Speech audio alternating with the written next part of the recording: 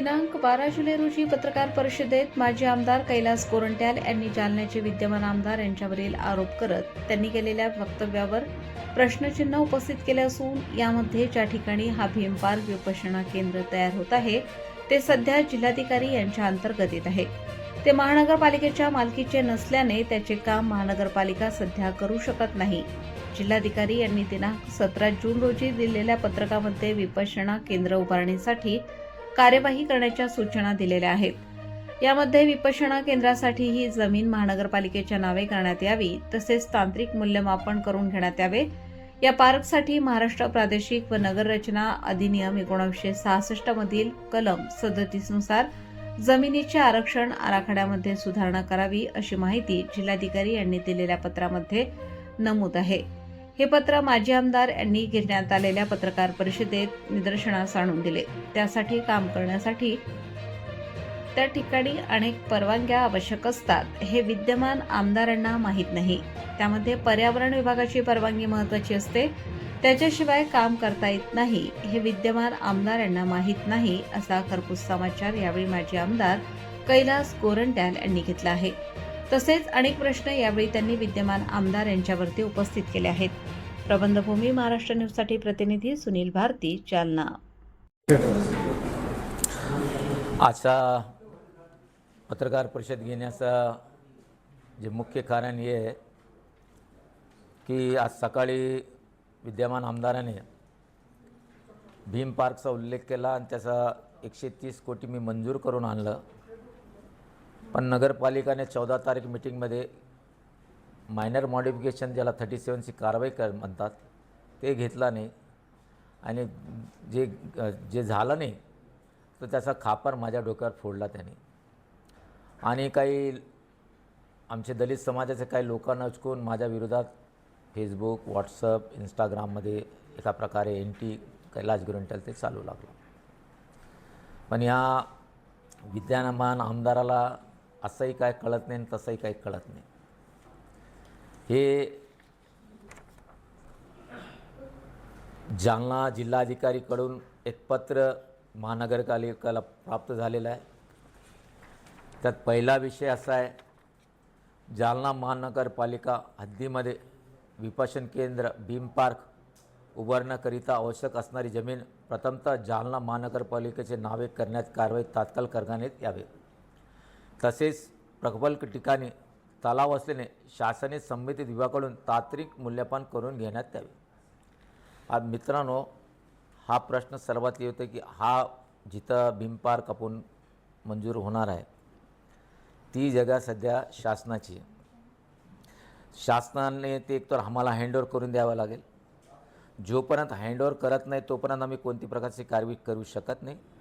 पण त्यात आणखीन एक शॉर्टकट रस्ता आहे, जर कलेक्टरने आम्हाला NOC दिली तर आम्ही ते कारवाई करण्यासाठी आमची तयार असेल। दुसरा, त्या पहिल्यामध्ये असं तांत्रिक मूल्यमापन करून घेणे म्हणजे फिजिबिलिटी ते होऊ शकतो की नाही होऊ शकते।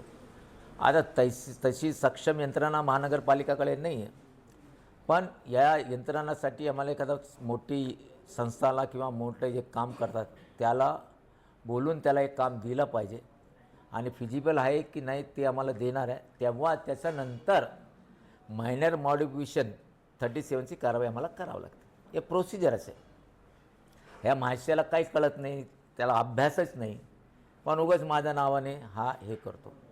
एक तर प्रथम याने जे बैठक घेतली त्यात त्याने कलेक्टरला बोलवायला पाहिजे होतं की लँड त्यांची आहे, त्याला माहीतच नाही लँड कोणाची। सर्वात पहिले हे त्याला असंही काही कळत नाही तसंही काही कळत नाही।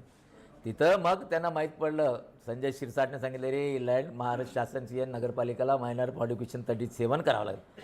तेव्हा त्याला काहीतर म्हणजे त्याला असं काहीच कळत नाही मायनर मॉडिफिकेशन काय म्हणतात। दुसरा, ह्या भीम पार्कला MRTP ॲक्ट नुसार 37ची कारवाई आम्ही करू, पण जोपर्यंत हँडओव्हर होत नाही किंवा आम्हाला NOC भेटत नाही। तिसरा, हे जे प्रोजेक्ट तयार झालेला आहे त्याने तिकडं दाखवलं कुठं मंत्रालयात, पण जेव्हा भीम पार्कची आमची पूर्ण तयारी असेल तेव्हा ते आम्ही पण बघणार आहे। चौथा, याला पर्यावरणचा NOC लागतो आहे।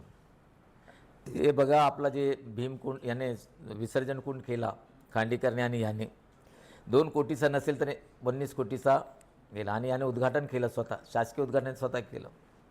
त्यालाही पर्यावरणाचा मंजुरी नाही आहे आणि पर्यावरणाचा मंजूर नसल्यामुळं कोणतंही काम होऊ शकत नाही. पर्यावरणाची मंजुरी तुम्हाला तेव्हाही भेटतं जेव्हा मुख्यमंत्रीच्या लेवलवर याचा विषय त्यांच्यासमोर ठेवा लागतं. सन्माननीय रावसाहेबजी दानवे त्यांच्यासोबत माझं बोलणं झालेलं आहे.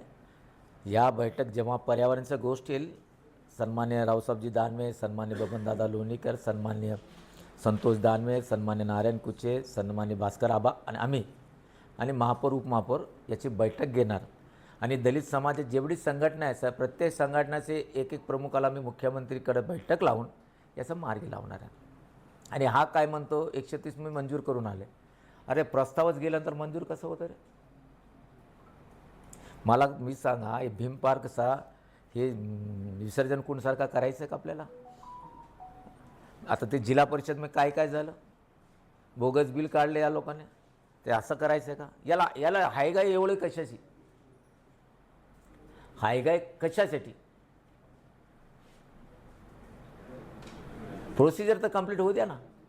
मी सांगतो की हा भीम पार्क असा आम्ही करून देणार. भारतीय जनता पार्टीचे आमचे नेता आणि आम्ही सर्व पूर्ण महाराष्ट्र येऊन बघेल की या भारतीय जनता पार्टीच्या महानगरपालिकेनं असं भीम पार्क तयार केलेलं आहे.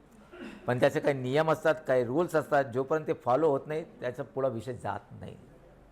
पण हा मासे काही पुड्या मारायचे, काही सटाक्या मारायचे आणि काही लोकांना उचकायचं हे धंदे करतो. त्याला सांगा नीट अभ्यास कर बाळा आणि नंतर तू आमच्यावर आरोप कर.